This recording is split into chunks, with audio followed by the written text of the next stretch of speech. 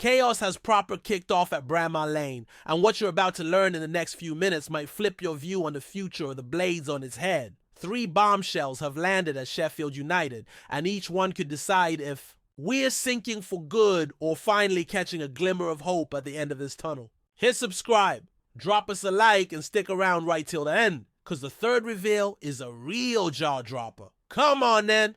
A transfer window that turned into a total nightmare and put our new gaffer right under the cosh before they even had a chance to take a breather.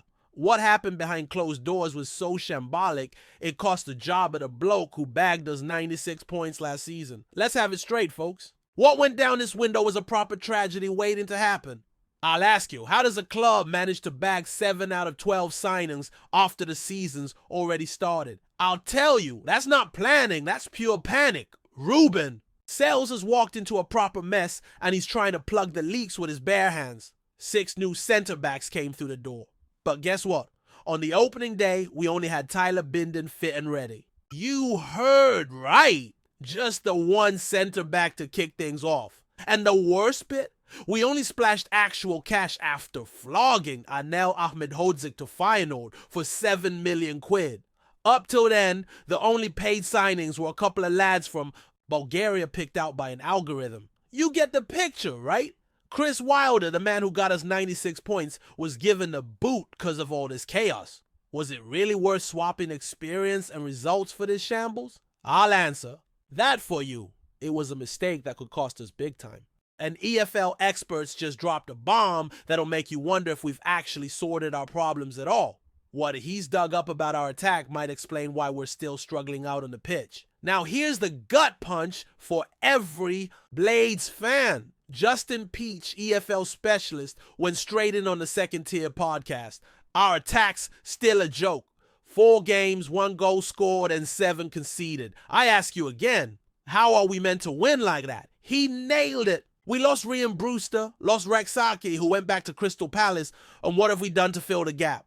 Hardly anything. Ogbeni might do a job for us, but is it enough? I reckon not. Peach called our business panic buying, and he's hit the nail on the head. We've spent a fortune on defenders while our real issue's been up front.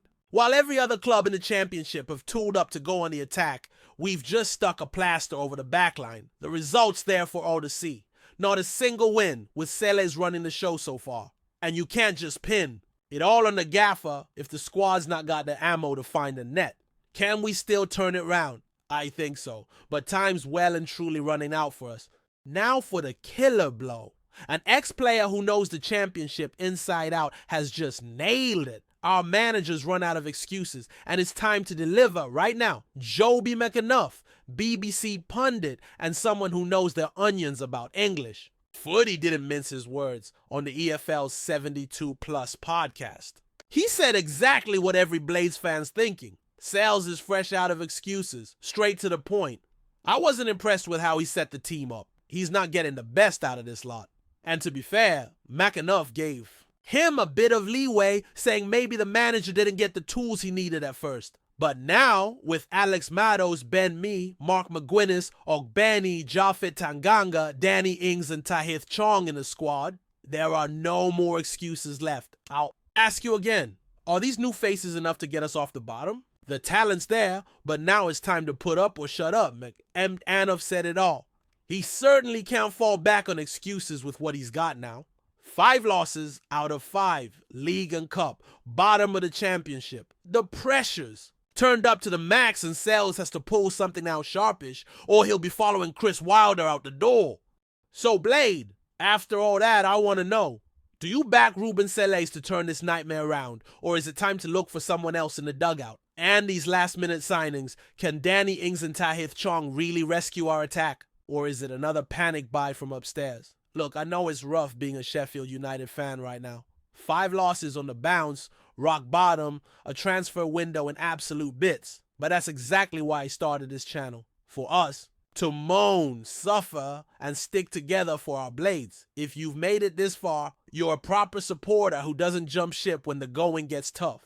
So here's your invite. Be part of the family. Subscribe, hit the bell for notifications, and drop a cheeky like to give us a boost. Let me know in the comments which of these 3 stories has you most worried and what you reckon's coming in the next few matches. Your voice is proper vital for building the biggest Sheffield United.